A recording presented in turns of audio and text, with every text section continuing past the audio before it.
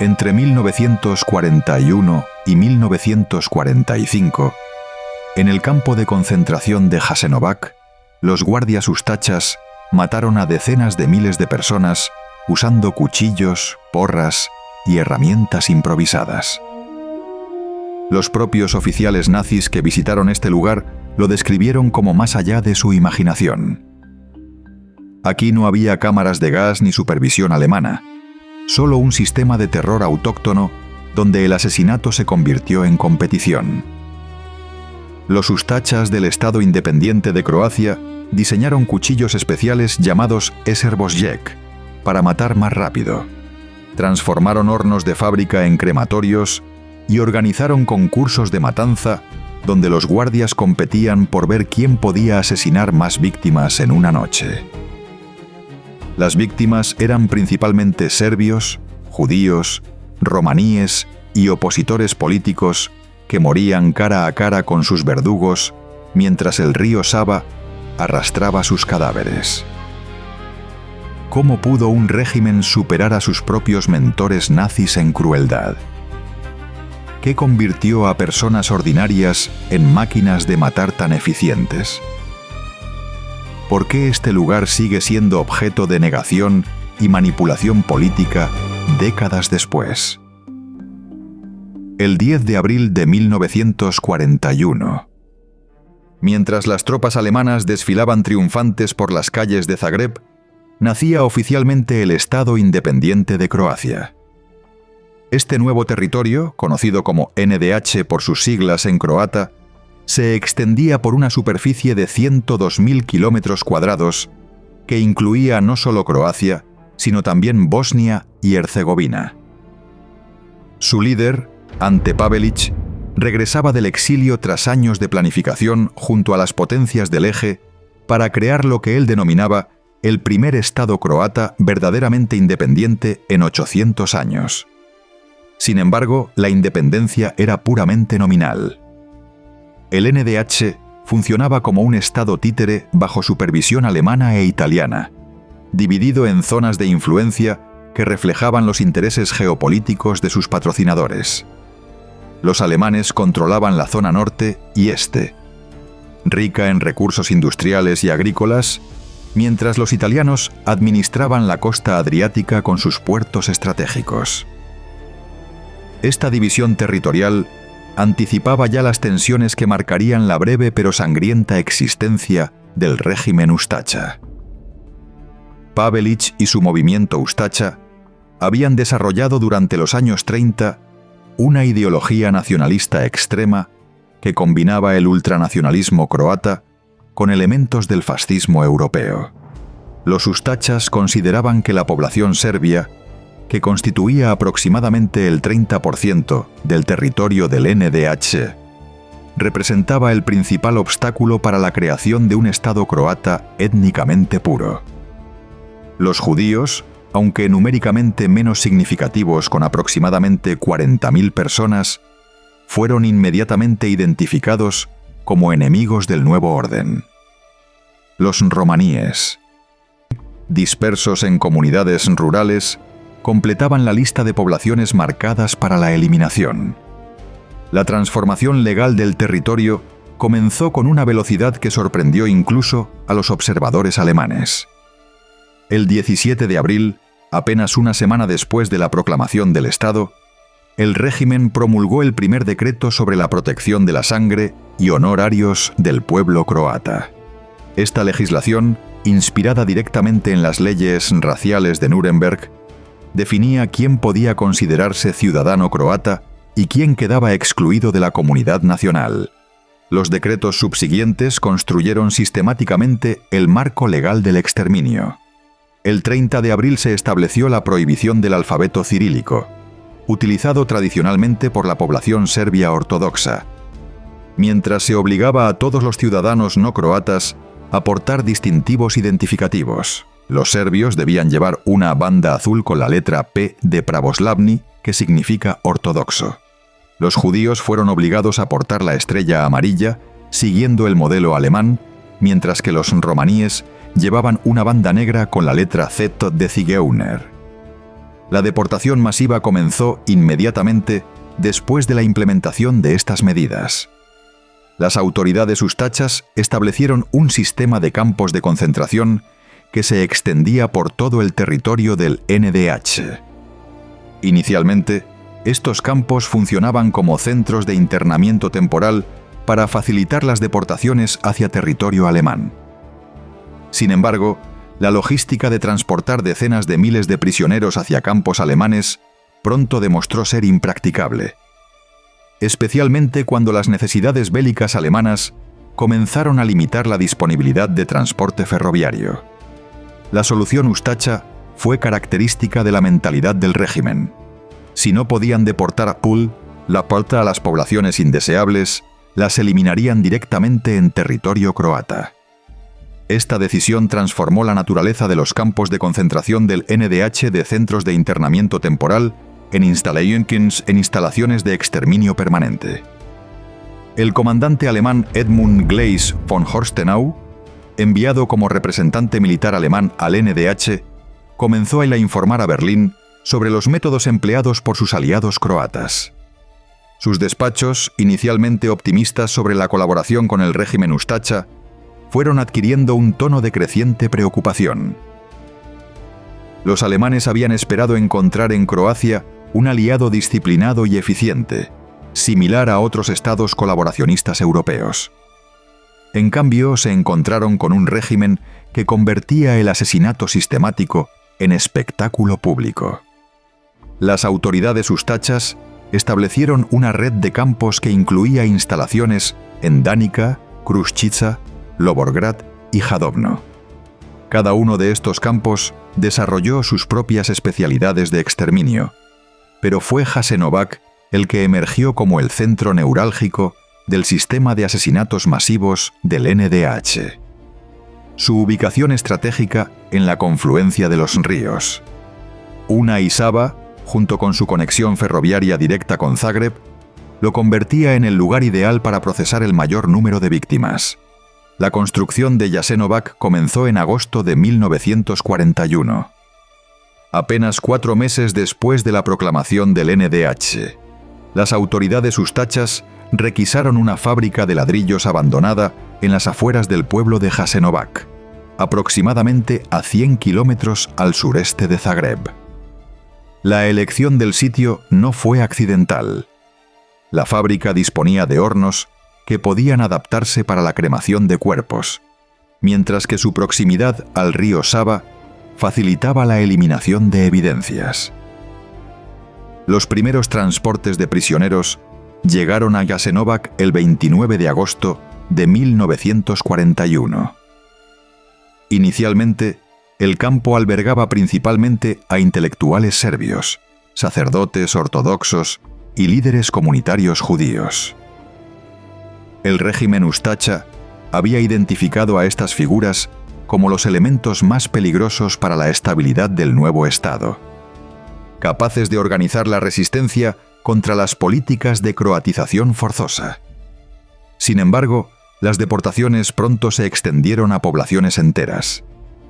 Aldeas serbias completas eran rodeadas por unidades ustachas, sus habitantes cargados en trenes de ganado y transportados directamente a Jasenovac. Los niños no fueron una excepción a esta política de exterminio total. El régimen estableció incluso un campo específico para menores en Sisak, conocido como el Jardín de Infancia de la Muerte, donde miles de niños serbios, judíos y romaníes fueron asesinados mediante métodos que incluían inyecciones letales y inanición deliberada. La brutalidad del sistema ustacha comenzó a generar preocupación incluso entre sus supervisores alemanes. Los informes de Gleis von Horstenau describían métodos de asesinato que consideraba innecesariamente crueles e ineficientes. Los alemanes habían desarrollado sus propios métodos industrializados de exterminio, centrados en la eficiencia y la ocultación de evidencias. Los ustachas, por el contrario, parecían disfrutar de la teatralidad de la violencia, convirtiendo las ejecuciones en espectáculos públicos que generaban terror, pero también resistencia. la implementación de las leyes raciales ustachas fue particularmente severa en las áreas rurales de Bosnia y Herzegovina, donde las comunidades serbia, croata y musulmana habían convivido durante siglos. Los ustachas introdujeron el concepto de limpieza étnica como política oficial del Estado, utilizando este término décadas antes de que se popularizara durante las guerras yugoslavas de los años 90. Su objetivo no era simplemente eliminar a las poblaciones indeseables, sino borrar toda evidencia de su existencia histórica en el territorio del NDH.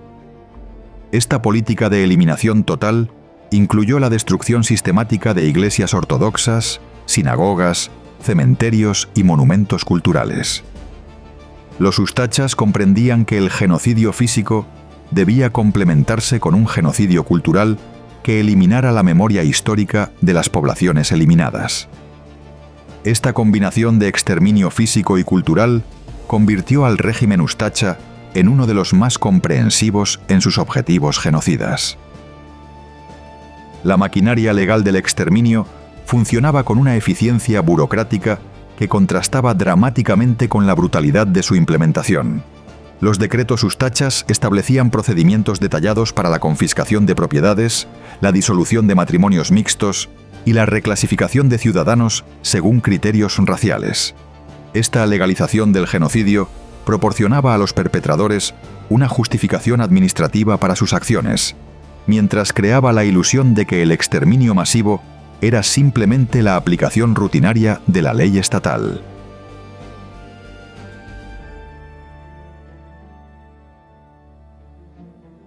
La transformación de una modesta fábrica de ladrillos en el complejo de exterminio más eficiente de los Balcanes requirió una planificación meticulosa que reveló la mentalidad sistemática detrás de la aparente locura ustacha. Cuando Vjekoslav Luburić, comandante de todos los campos de concentración del NDH, inspeccionó por primera vez el sitio en julio de 1941, encontró una instalación industrial abandonada que ofrecía ventajas únicas para sus propósitos siniestros. La fábrica original había sido construida en 1936 por una empresa austríaca para aprovechar los depósitos de arcilla de alta calidad encontrados en las orillas del río Sava. Su diseño industrial incluía 3 hornos de gran capacidad, sistemas de ventilación, una red ferroviaria interna y almacenes espaciosos. Más importante aún, su ubicación en una zona pantanosa y escasamente poblada garantizaba el aislamiento necesario para las actividades que Luburić tenía planificadas. La adaptación de las instalaciones existentes comenzó inmediatamente bajo la supervisión de arquitectos e ingenieros ustachas. Los hornos de ladrillos fueron modificados para aumentar su capacidad de combustión, mientras se instalaron nuevos sistemas de alimentación que permitían operación continua.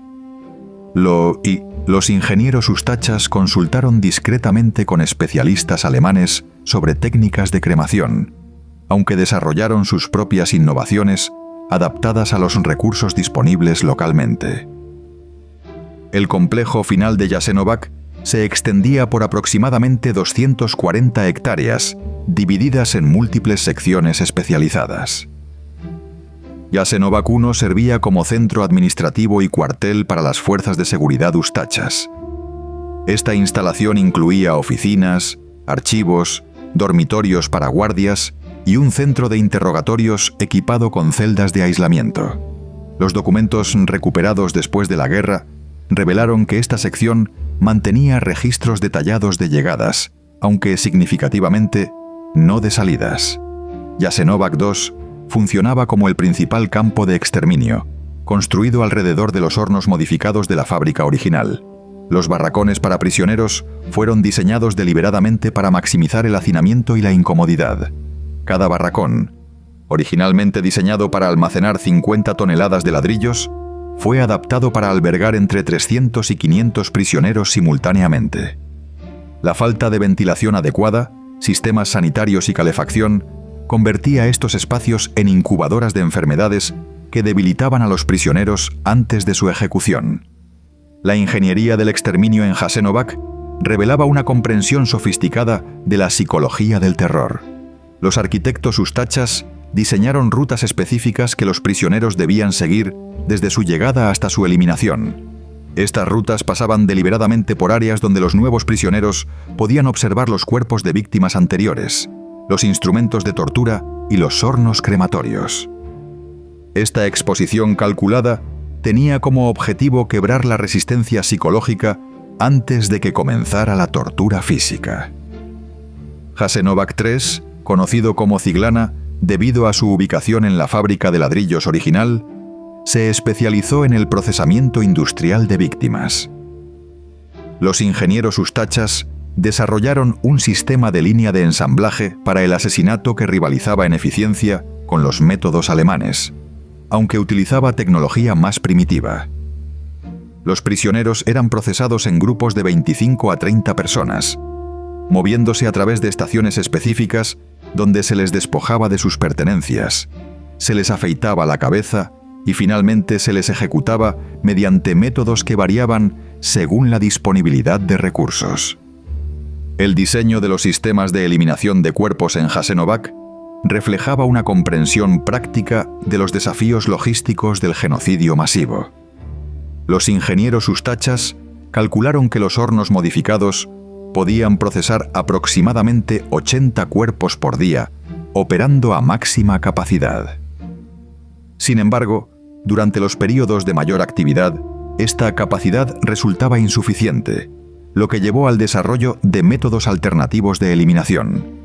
La construcción de fosas comunes masivas requirió excavaciones extensas que alteraron permanentemente la topografía del área. Los ingenieros ustachas utilizaron maquinaria pesada, requisada de proyectos de construcción civil, para crear fosas con capacidad para miles de cuerpos. Estas excavaciones fueron estratégicamente ubicadas en áreas con alto nivel freático, calculando que la humedad aceleraría la descomposición y reduciría la evidencia forense. El río Sava se convirtió en un componente integral del sistema de eliminación de evidencias. Los ingenieros construyeron rampas específicas que permitían el transporte eficiente de cuerpos desde las áreas de ejecución hasta la orilla del río. Durante las inundaciones estacionales, estas rampas quedaban sumergidas, facilitando la eliminación de rastros de sangre y otros restos biológicos.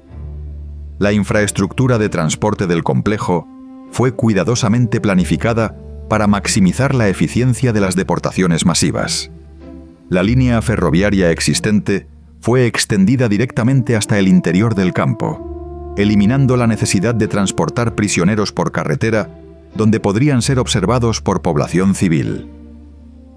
Los ingenieros construyeron andenes especializados con rampas que permitían la descarga rápida de trenes de ganado sobrecargados. Los sistemas de comunicación del complejo incluían líneas telefónicas directas con Zagreb, Split y otras ciudades principales del NDH. Esta conectividad permitía la coordinación eficiente de deportaciones desde múltiples ubicaciones simultáneamente. Los registros recuperados indican que las autoridades ustachas mantenían horarios detallados de llegadas de trenes, optimizando el uso de las instalaciones de exterminio. La construcción de Jasenovac 4 y 5 expandió significativamente la capacidad del complejo durante 1942, cuando las deportaciones alcanzaron su punto máximo. Estas nuevas secciones fueron diseñadas específicamente para el procesamiento de familias completas, incluyendo instalaciones separadas para mujeres y niños. Los arquitectos ustachas desarrollaron métodos de asesinato adaptados específicamente para víctimas jóvenes, incluyendo cámaras más pequeñas y técnicas que requerían menos fuerza física. La seguridad perimetral del complejo combinaba obstáculos naturales con fortificaciones construidas. Los pantanos circundantes proporcionaban una barrera natural contra escapes, mientras que campos minados y alambre de púas completaban el cerco. Torres de vigilancia estratégicamente ubicadas proporcionaban observación completa del perímetro y las áreas internas del campo. Los talleres especializados dentro del complejo fabricaban los instrumentos específicos utilizados para las ejecuciones. Los herreros ustachas desarrollaron diseños únicos para cuchillos, porras y otros instrumentos de tortura, adaptándolos para maximizar el dolor mientras minimizaban el tiempo requerido para cada ejecución. Esta producción local de instrumentos de muerte reflejaba la naturaleza artesanal del genocidio ustacha, que contrastaba con los métodos industrializados empleados en campos alemanes. La planificación urbana del complejo incluía áreas residenciales para guardias y administradores separadas físicamente de las instalaciones de exterminio. Estas áreas incluían viviendas familiares, una escuela para hijos de personal y instalaciones recreativas. Esta normalización de la vida cotidiana junto al genocidio masivo ejemplificaba la capacidad del régimen ustacha para compartimentalizar la violencia extrema. Los sistemas de suministro de agua y eliminación de residuos fueron diseñados para manejar las demandas únicas del exterminio masivo. Los ingenieros construyeron pozos profundos que proporcionaban agua suficiente para las operaciones de limpieza posteriores a las ejecuciones, mientras que sistemas de drenaje especializados canalizaban los desechos hacia el río Sava. Esta infraestructura sanitaria permitía el mantenimiento de condiciones operativas adecuadas incluso durante periodos de actividad intensa.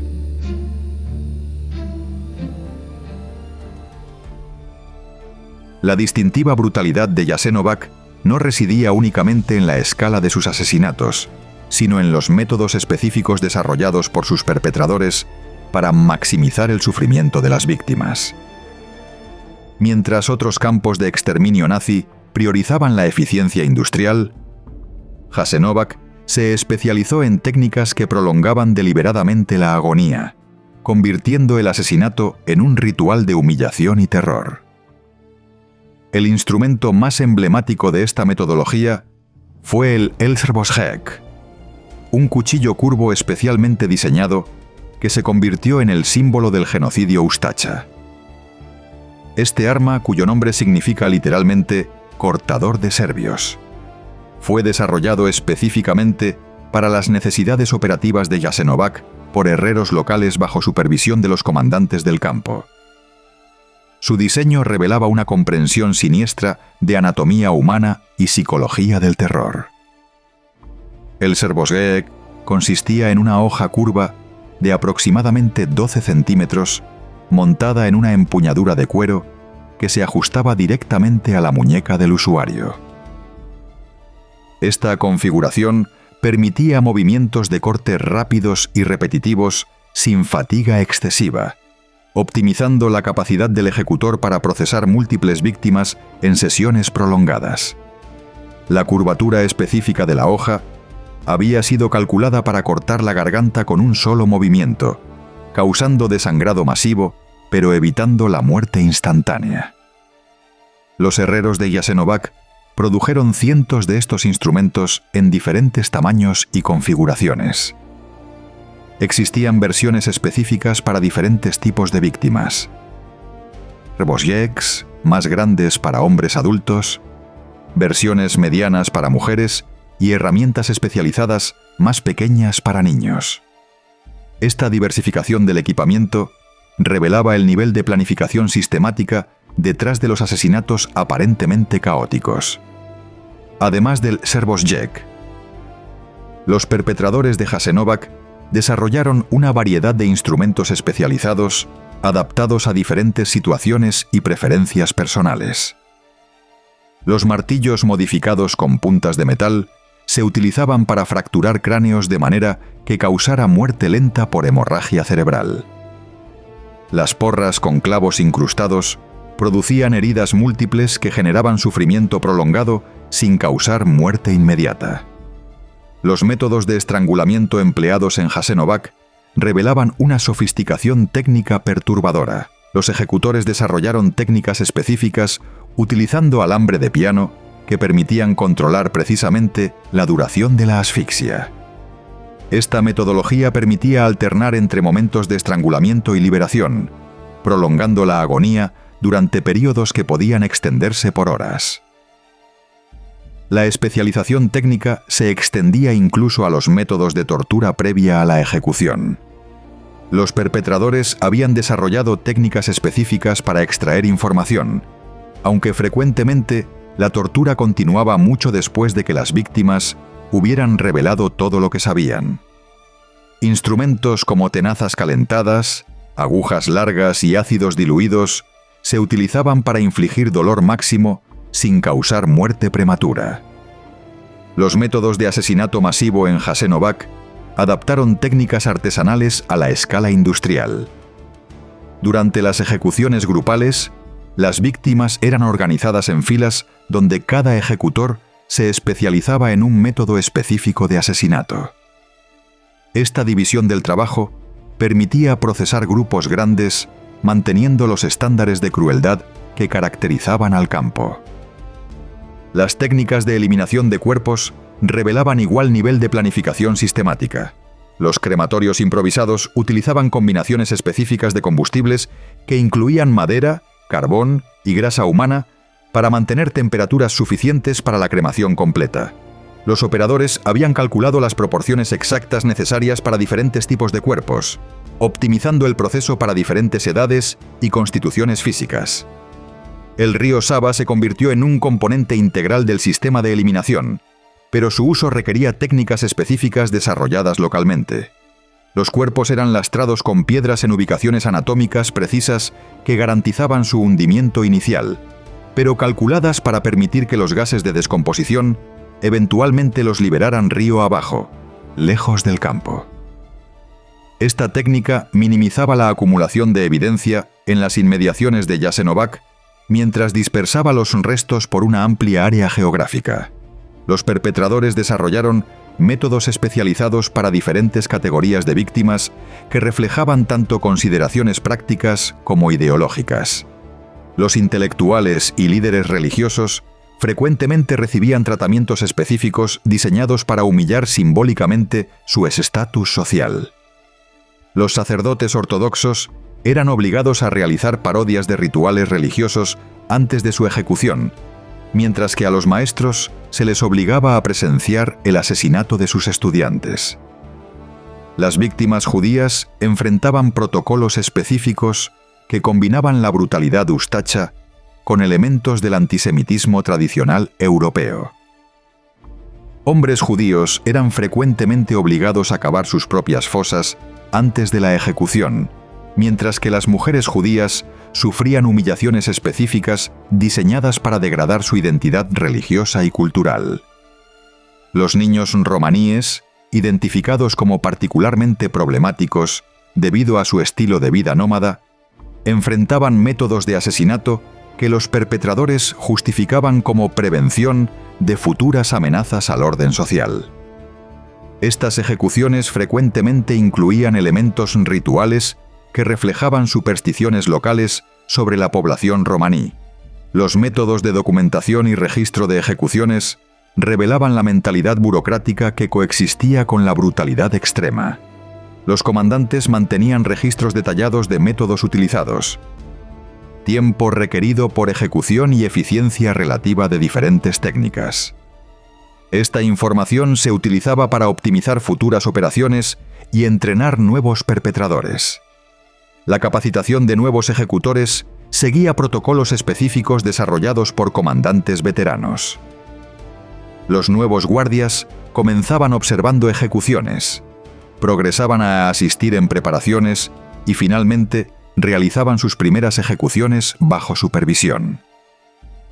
Este proceso de iniciación gradual permitía identificar individuos con aptitudes específicas para diferentes tipos de asesinatos. Los instrumentos de Jasenovac eran regularmente mantenidos y mejorados basándose en experiencia operativa. Los herreros del campo realizaban modificaciones continuas a los diseños originales, incorporando sugerencias de los usuarios y adaptándose a diferentes situaciones operativas. Esta evolución tecnológica del equipamiento de muerte reflejaba la mentalidad de mejoramiento continuo aplicada al genocidio.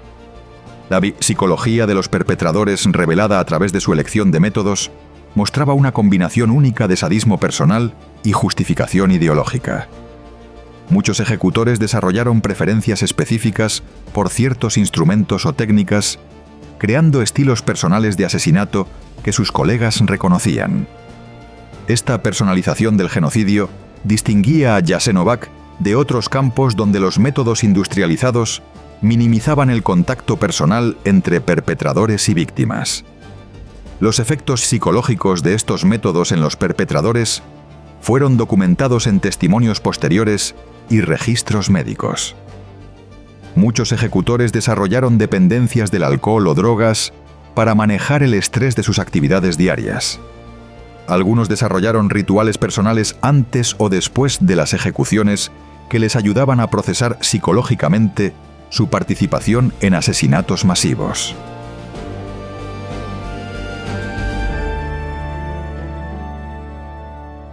La noche del 29 de agosto de 1942 se grabó en la historia de Jasenovac como el momento en que la barbarie sistemática alcanzó su expresión más depravada.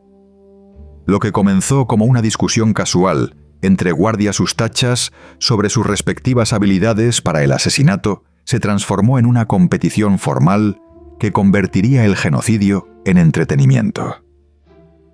Esta noche reveló hasta qué punto la cultura del campo había normalizado y celebrado la violencia extrema. El comandante del campo, Ljubo Milos, había estado bebiendo con varios guardias veteranos cuando surgió el debate sobre quién podía eliminar más víctimas en una sola sesión. Petar Brzica, un franciscano excomulgado que se había unido a los ustachas, afirmó que podía superar cualquier récord anterior de ejecuciones individuales. Ante Drinusic, conocido por su eficiencia con el Srbošćak, desafió esta afirmación. La conversación alcohólica se intensificó hasta convertirse en una apuesta formal con premios tangibles. Milos decidió organizar la competición como un evento especial que serviría múltiples propósitos. Proporcionaría entretenimiento para los guardias, que habían expresado aburrimiento con la rutina diaria de ejecuciones. Permitiría evaluar objetivamente las habilidades de diferentes ejecutores para futuras asignaciones. Más importante, demostraría a los prisioneros supervivientes la futilidad absoluta de cualquier esperanza de clemencia o escape. La preparación para el concurso comenzó durante la tarde del 29 de agosto. Los administradores seleccionaron aproximadamente 1.100 prisioneros serbios que habían llegado en transportes recientes desde la región de Kozara, donde las fuerzas ustachas habían completado una campaña de pacificación particularmente brutal. Estos prisioneros, que incluían hombres, mujeres y niños, fueron concentrados en un área específica del campo donde podrían ser fácilmente accesibles para los competidores. Las reglas de la competición fueron establecidas con precisión burocrática que contrastaba grotescamente con su propósito. Cada competidor tendría acceso ilimitado a víctimas durante un período de tiempo específico. Las ejecuciones debían realizarse individualmente utilizando únicamente instrumentos manuales, específicamente cuchillos y el Srbošćak. Se prohibían métodos que pudieran acelerar artificialmente el proceso, como el uso de armas de fuego o técnicas de asesinato masivo. Un panel de jueces, compuesto por guardias veteranos, supervisaría el recuento y verificaría que cada muerte cumpliera con los estándares establecidos. Brzica comenzó la competición aproximadamente a las 8 de la tarde. Su técnica demostró la experiencia adquirida durante meses de ejecuciones diarias. Utilizando un Srbošćak especialmente afilado, desarrolló un ritmo constante que le permitía procesar víctimas con eficiencia mecánica. Los testigos supervivientes describieron posteriormente su metodología como casi industrial en su consistencia, aunque grotescamente personal en su aplicación. La técnica específica de Brzica involucró la organización de víctimas en filas donde cada persona podía observar el destino de quienes les precedían. Esta disposición maximizaba el terror psicológico mientras optimizaba el tiempo entre ejecuciones. Brzica desarrolló un patrón específico de movimientos que minimizaba su fatiga física mientras mantenía la precisión necesaria para cortes letales consistentes. Drinušić adoptó una aproximación diferente que privilegiaba la velocidad sobre la técnica refinada. Su método involucró movimientos más bruscos y energéticos que, aunque menos elegantes técnicamente, permitían procesar víctimas más rápidamente. Sin embargo, esta técnica resultó más agotadora físicamente, lo que eventualmente limitó su resistencia durante las horas posteriores de la competición. Otros participantes desarrollaron sus propias variaciones metodológicas. Sipos Mile se especializó en técnicas de estrangulamiento que requerían menos energía física, pero más tiempo por víctima. Spiro Vukcevic combinó múltiples instrumentos en secuencias específicas que demostraron versatilidad técnica, pero resultaron menos eficientes en términos de tiempo total. Los jueces mantuvieron registros meticulosos del progreso de cada competidor, documentando no solo el número total de víctimas, sino también detalles técnicos específicos. Estos registros incluían evaluaciones de la calidad técnica de las ejecuciones, el tiempo promedio requerido por víctima y observaciones sobre la resistencia física de cada participante. Esta documentación burocrática del genocidio reflejaba la mentalidad administrativa que caracterizaba al régimen Ustacha. La competición se extendió durante toda la noche, con interrupciones periódicas para permitir que los participantes descansaran y consumieran alcohol. Estas pausas se convirtieron en sesiones de análisis técnico donde los competidores compartían consejos sobre metodología y discutían refinamientos a sus técnicas. Los guardias no participantes apostaban sobre los resultados y ofrecían comentarios como si estuvieran presenciando un evento deportivo. La atmósfera durante el concurso combinaba elementos de celebración social con horror sistemático. Los perpetradores habían decorado el área con antorchas que proporcionaban iluminación dramática, mientras que música folclórica croata sonaba desde gramófonos portátiles.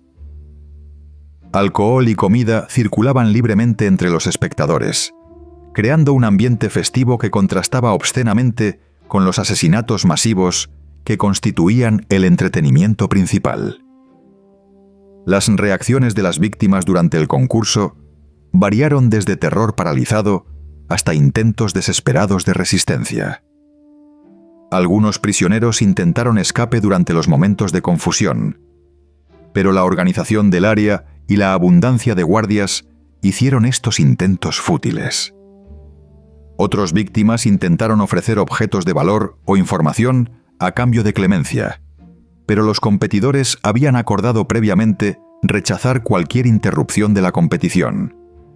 Los niños presentes durante el concurso fueron incorporados como elementos de desafío adicional para los competidores. Los jueces asignaron puntuaciones especiales por ejecuciones que demostraran técnicas adaptadas específicamente para víctimas jóvenes. Esta categorización de víctimas, según criterios técnicos, ejemplificaba hasta qué punto los perpetradores habían deshumanizado completamente su actividad. El resultado final del concurso estableció récords que los propios perpetradores reconocían como extraordinarios, incluso según sus estándares depravados. Brzica alcanzó un total de 1.360 víctimas durante la noche, utilizando exclusivamente su Srbošijek personal. Este número superó significativamente los totales de otros competidores y estableció un récord que nunca fue oficialmente superado en Jasenovac. La metodología utilizada para verificar estos números involucró múltiples sistemas de recuento cruzado que garantizaban precisión estadística. Los jueces mantuvieron recuentos independientes que fueron comparados al final de cada hora. Los cuerpos fueron organizados en grupos específicos que facilitaban el recuento final. Esta precisión burocrática en la documentación de asesinatos masivos reflejaba la mentalidad contable aplicada al genocidio. Los premios otorgados a los ganadores incluían elementos tanto materiales como simbólicos que revelaban los valores del sistema Ustacha. Brzica recibió un reloj de oro, una cantidad sustancial de dinero y una medalla especialmente diseñada que lo identificaba como el ejecutor más eficiente del campo. Estos premios fueron presentados en una ceremonia formal que parodiaba las tradiciones de reconocimiento militar. Las consecuencias psicológicas del concurso en los perpetradores fueron documentadas en testimonios posteriores. Muchos participantes describieron la experiencia como transformativa, marcando un punto de no retorno en su deshumanización personal. Algunos desarrollaron adicciones más severas al alcohol o drogas como mecanismos de enfrentamiento. Otros reportaron pesadillas recurrentes o trastornos del sueño que persistieron durante años después de la guerra. La noticia del concurso se extendió rápidamente entre el personal de otros campos de concentración ustachas, estableciendo Jasenovac como el estándar de excelencia en genocidio sistemático. Comandantes de otros campos solicitaron transferencias de personal entrenado en Jasenovac, mientras que algunos intentaron organizar sus propias competiciones similares, aunque ninguna alcanzó la escala o notoriedad del evento original.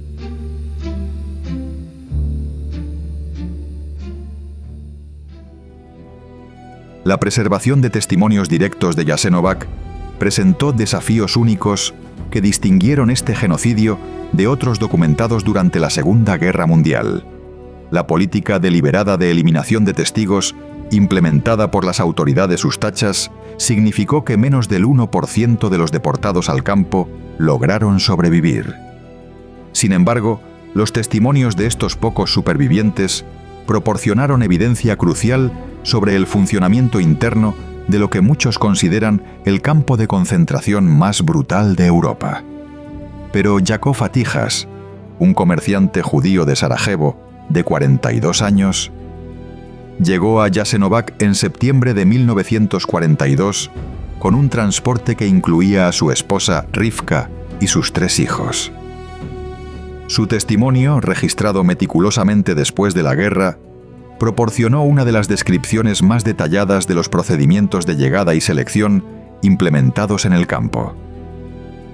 Atijas describió cómo las familias fueron separadas inmediatamente al descender de los vagones de ganado, con hombres, mujeres y niños dirigidos hacia diferentes secciones del campo mediante un sistema de señales que había sido perfeccionado durante meses de operación. El proceso de despojo de posesiones revelaba la eficiencia burocrática que caracterizaba las operaciones de Jasenovac. Los prisioneros recién llegados eran dirigidos a través de una serie de estaciones donde perdían sistemáticamente todos los elementos de su identidad anterior. En la primera estación, debían entregar documentos de identidad, dinero y joyas. La segunda estación requería la entrega de equipaje y objetos personales. La tercera estación involucró el despojo completo de ropa, que era clasificada y almacenada para uso posterior o venta. Atijas documentó la existencia de jerarquías complejas entre los prisioneros que reflejaban tanto las divisiones étnicas del NDH como las necesidades operativas del campo. Los prisioneros judíos con habilidades técnicas específicas, como médicos, ingenieros o artesanos, frecuentemente recibían tratamiento ligeramente mejor que otros prisioneros. Aunque esta ventaja temporal raramente extendía significativamente su supervivencia. Los prisioneros serbios constituían la población más numerosa y frecuentemente eran utilizados para los trabajos más peligrosos y degradantes.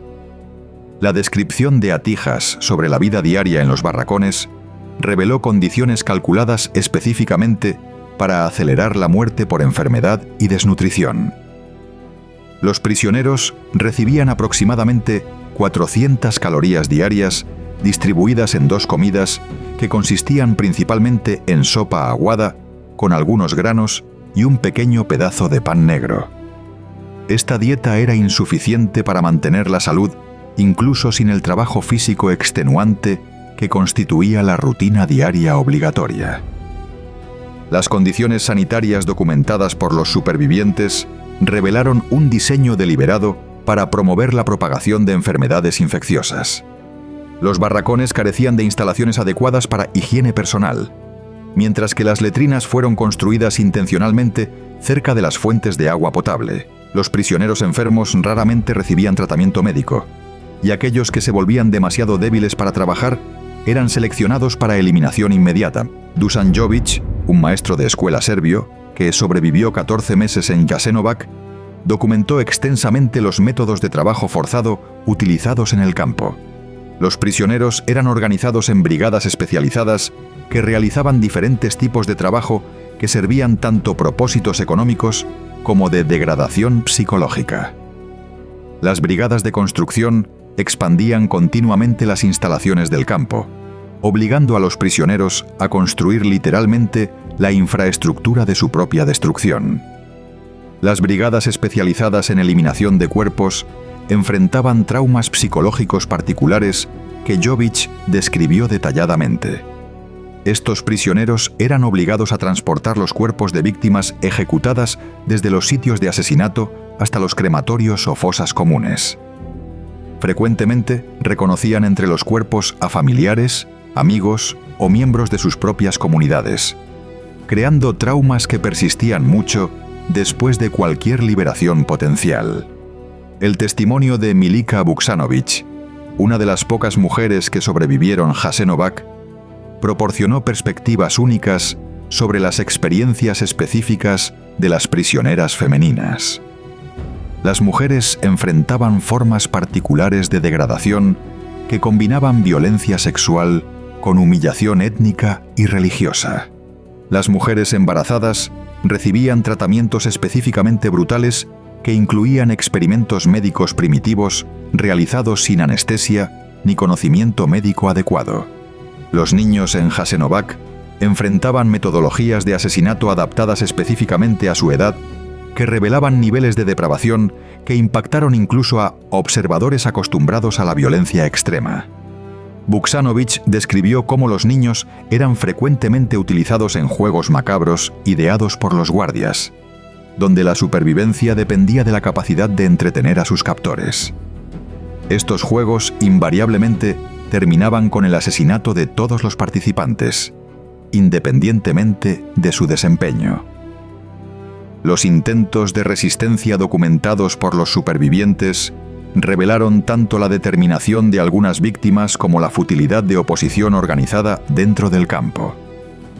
Los prisioneros desarrollaron redes de comunicación clandestinas que utilizaban códigos verbales y gestuales para compartir información sobre selecciones inminentes, cambios en rutinas de guardias y oportunidades potenciales de sabotaje menor. El sabotaje practicado por los prisioneros incluía métodos sutiles diseñados para evitar represalias masivas mientras causaban pequeñas interrupciones a las operaciones del campo. Los prisioneros asignados a trabajos de construcción deliberadamente utilizaban materiales defectuosos o técnicas incorrectas que resultaban en estructuras que requerían reparación constante. Los prisioneros que trabajaban en cocinas ocasionalmente contaminaban la comida destinada a guardias, aunque las consecuencias de ser descubierto hacían estas actividades extremadamente peligrosas. Las comunicaciones secretas con el exterior documentadas por supervivientes revelaron redes de apoyo que operaban a pesar de las severas restricciones de seguridad del campo. Algunos prisioneros asignados a trabajos fuera del perímetro del campo lograron establecer contactos con población civil local que proporcionaba información limitada sobre la guerra y ocasionalmente facilitaba el contrabando de pequeños objetos o medicinas hacia el interior del campo. Los métodos de selección para ejecución documentados por los supervivientes revelaron criterios que combinaban consideraciones prácticas con sadismo personal de guardias individuales. Las selecciones rutinarias eliminaban sistemáticamente prisioneros que se volvían demasiado débiles para trabajar efectivamente. Sin embargo, las selecciones también reflejaban caprichos personales de comandantes específicos, quienes frecuentemente ordenaban ejecuciones basándose en antagonismos menores o simplemente para demostrar su poder absoluto. La documentación de supervivientes sobre los últimos meses de operación del campo reveló los esfuerzos sistemáticos por eliminar evidencia física del genocidio. Los prisioneros fueron obligados a exhumar cuerpos de fosas comunes masivas para cremación, destruyendo evidencia forense que podría ser utilizada en futuras investigaciones. Esta eliminación de evidencia física fue acompañada por el asesinato sistemático de prisioneros que habían estado presentes durante las fases más intensivas de las operaciones de exterminio. Los testimonios sobre los intentos de escape revelaron tanto la desesperación de los prisioneros como la efectividad de los sistemas de seguridad del campo. Los pocos escapes exitosos requirieron combinaciones extraordinarias de suerte, planificación meticulosa y asistencia externa. Sin embargo, las represalias por intentos de escape fallidos incluían no solo la ejecución del fugitivo capturado, sino frecuentemente la eliminación de grupos enteros de prisioneros seleccionados arbitrariamente como ejemplo disuasivo.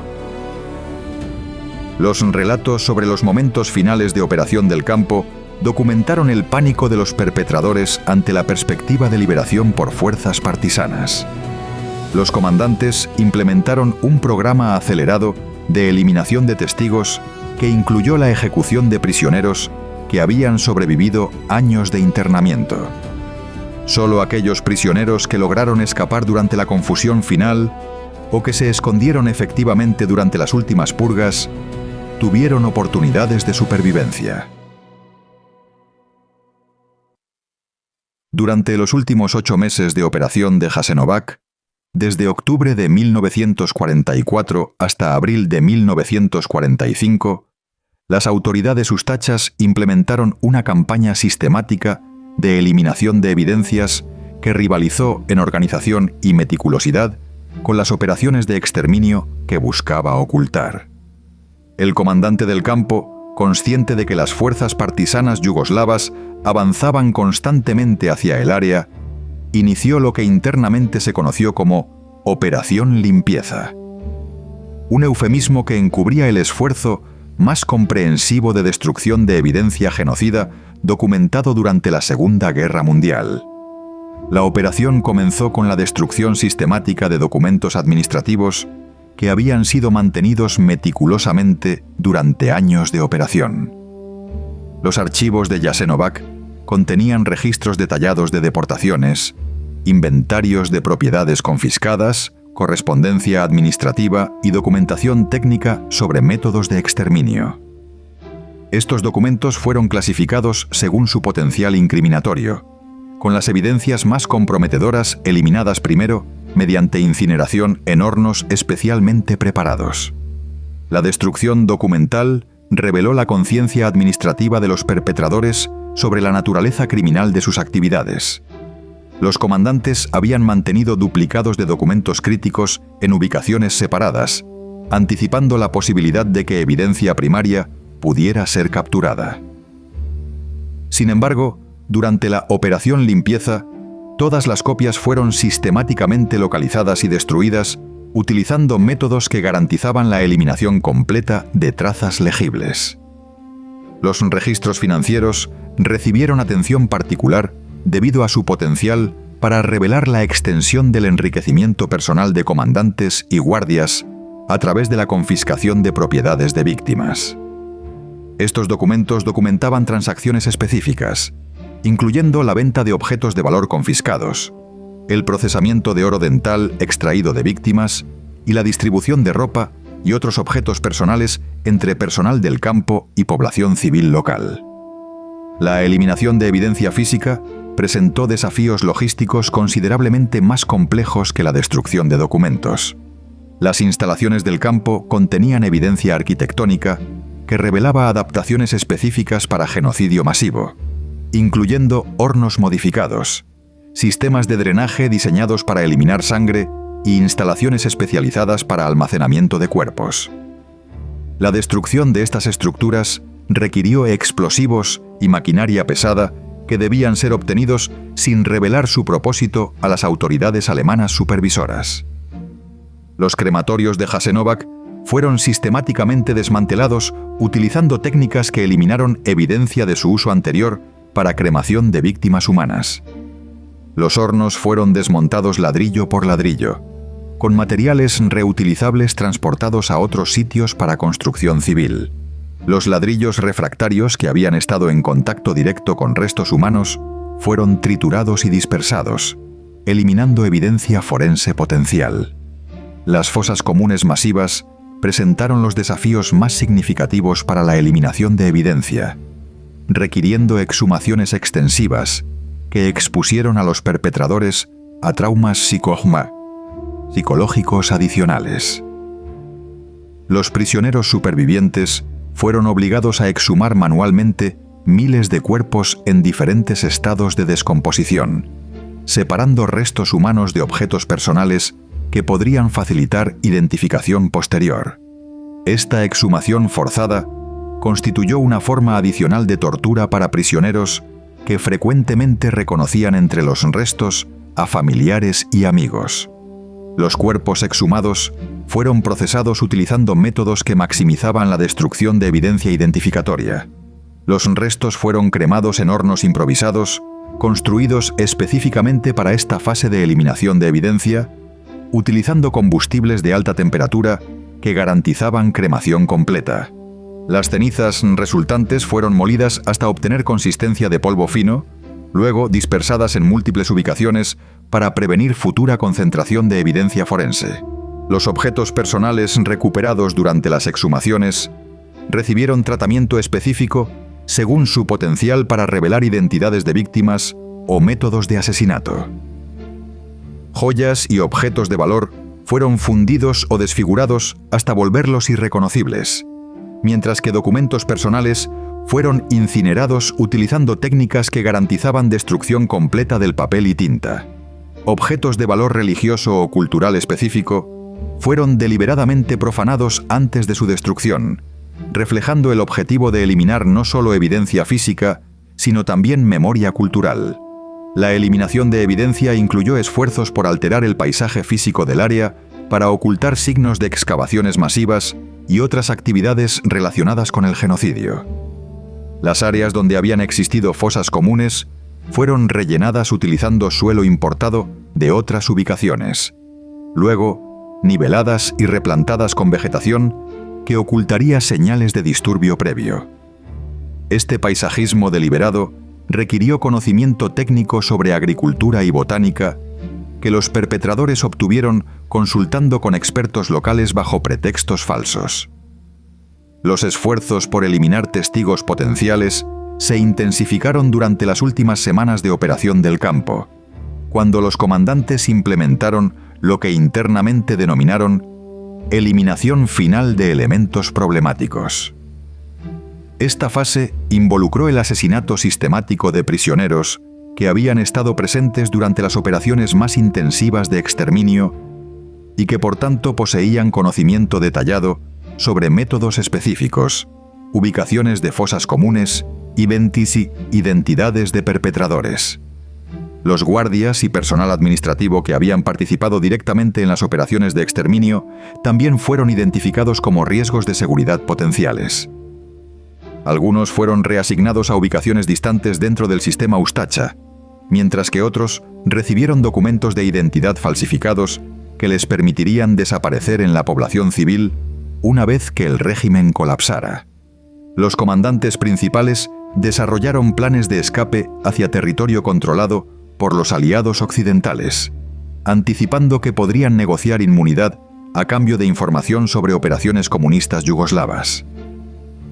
La destrucción de herramientas especializadas utilizadas para ejecuciones requirió métodos específicos que eliminaran evidencia de su propósito único.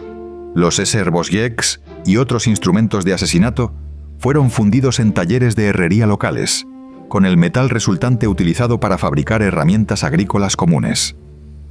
Esta transformación física simbolizaba el esfuerzo por normalizar elementos que habían sido específicamente diseñados para genocidio. Los sistemas de comunicación del campo fueron sistemáticamente desmantelados durante las últimas semanas de operación, con equipos telefónicos y de radio destruidos o transportados a otras instalaciones ustachas. Los registros de comunicaciones, incluyendo transcripciones de conversaciones telefónicas y copias de mensajes transmitidos por radio, fueron incinerados utilizando protocolos que garantizaban destrucción completa del papel y cualquier información legible. La liberación final de Jasenovac, el 22 de abril de 1945, por unidades de la Primera Brigada Proletaria del Ejército Popular de Liberación de Yugoslavia, encontró instalaciones que habían sido sistemáticamente vaciadas y alteradas para ocultar su función anterior. Sin embargo, los esfuerzos de eliminación de evidencia fueron incompletos debido a limitaciones de tiempo y recursos, permitiendo que investigadores posteriores reconstruyeran aspectos significativos de las operaciones del campo. Los últimos días de operación fueron marcados por tentativas desesperadas de algunos prisioneros de escapar durante la confusión de la evacuación. Aproximadamente 600 prisioneros intentaron un escape masivo durante la noche del 20 de abril, cuando guardias ustachas estaban concentrados en completar la destrucción final de evidencia. De estos, menos de 100 lograron escapar exitosamente, mientras que el resto fue asesinado durante la persecución o recapturado y ejecutado inmediatamente. Los comandantes de Jasenovac implementaron un protocolo final que involucró la eliminación de los últimos testigos supervivientes mediante métodos que reflejaban tanto pánico como determinación de ocultar evidencia. Los prisioneros que habían sobrevivido años de internamiento fueron asesinados durante las últimas horas de operación del campo, negándoles la liberación que estaba a solo días de distancia. Esta eliminación final de testigos demostró hasta qué punto los perpetradores comprendían la naturaleza criminal de sus actividades y su determinación de evitar responsabilidad legal posterior. La liberación de Jasenovac, en abril de 1945, marcó el inicio de debates historiográficos, políticos y legales que persistirían durante décadas, convirtiéndose en elementos centrales de las tensiones étnicas que eventualmente contribuirían a la desintegración violenta de Yugoslavia. La documentación del genocidio ustacha enfrentó desafíos únicos que distinguieron su proceso de memoria histórica de otros genocidios de la Segunda Guerra Mundial, creando controversias que reflejaron tanto limitaciones metodológicas como instrumentalización política de la tragedia humana.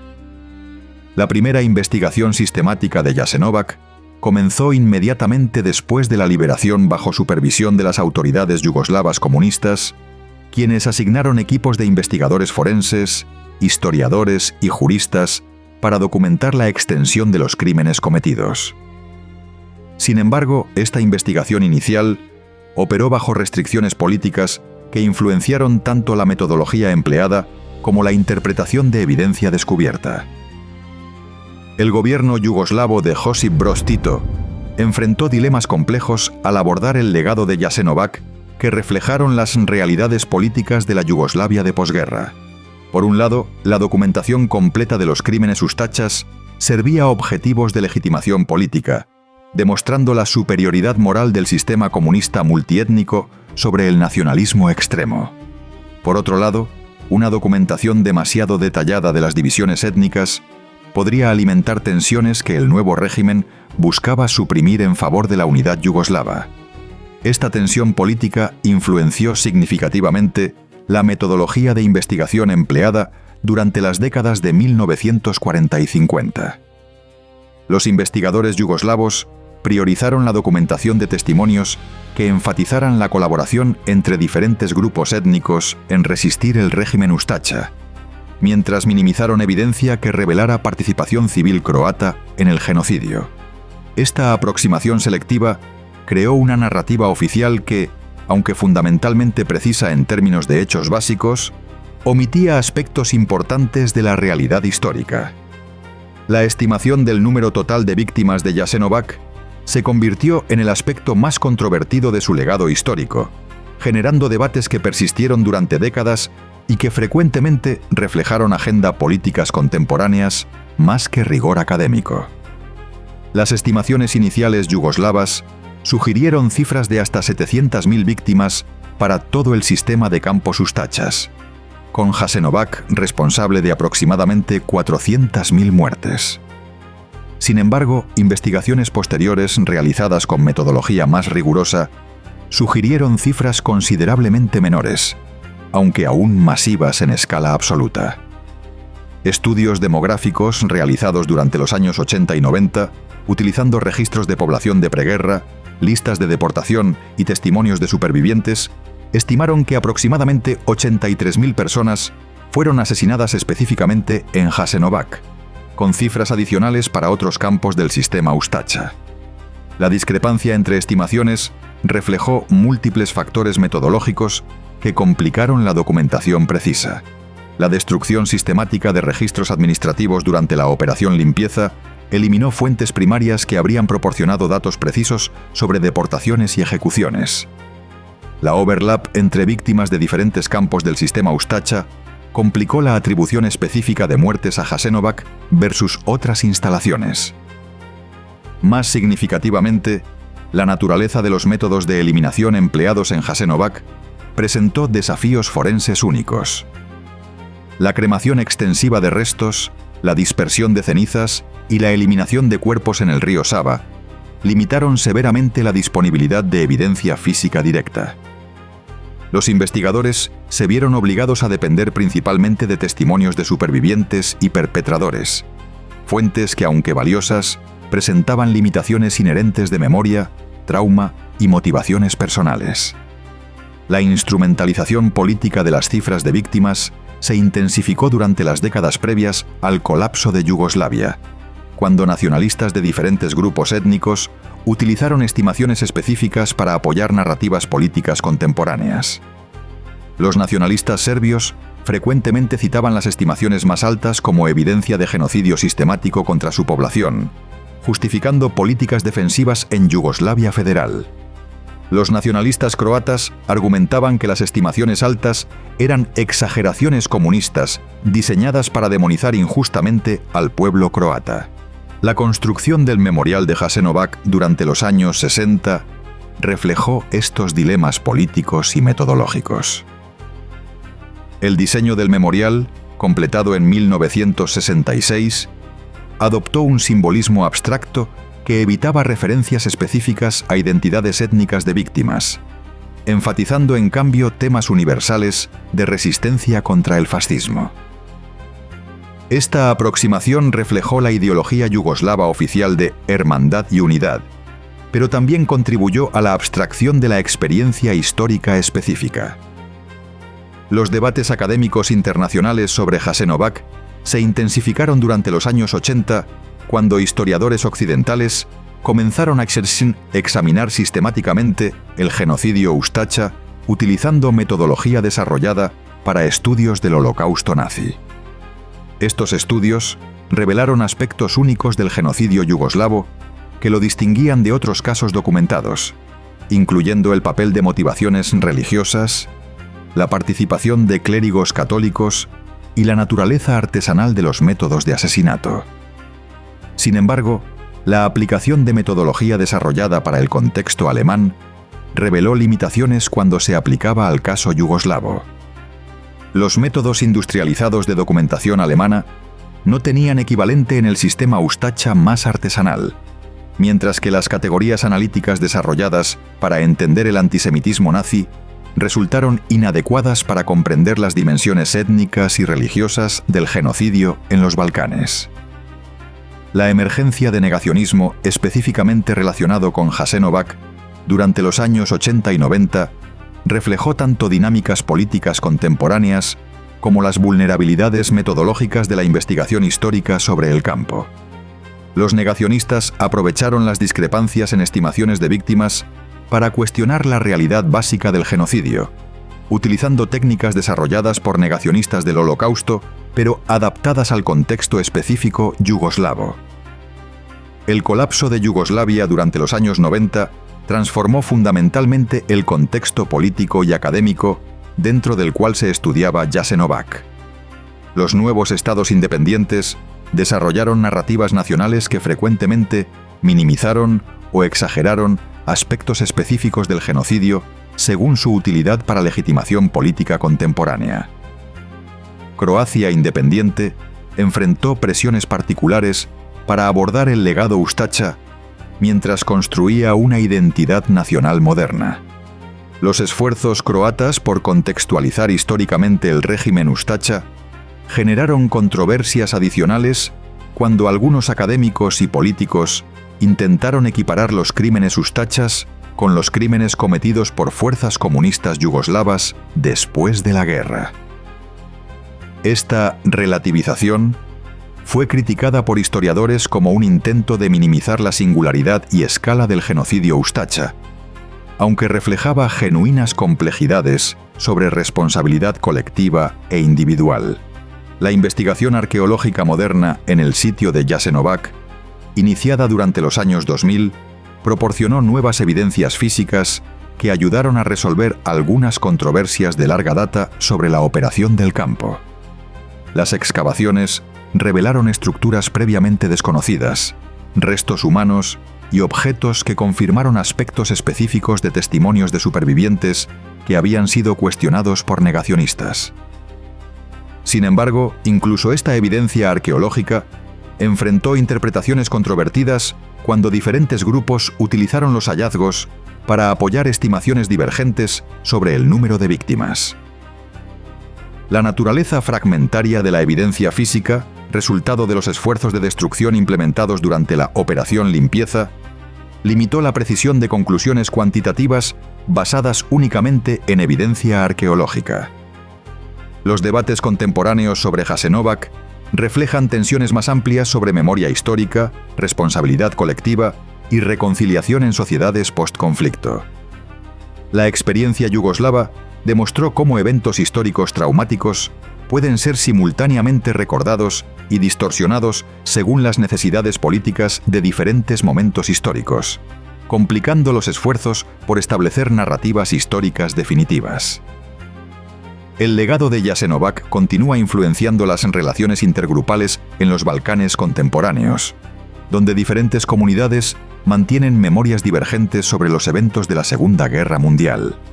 Estas diferencias en memoria histórica contribuyeron a las tensiones que alimentaron los conflictos yugoslavos de los años 90, demostrando cómo traumas históricos no resueltos pueden perpetuarse a través de generaciones.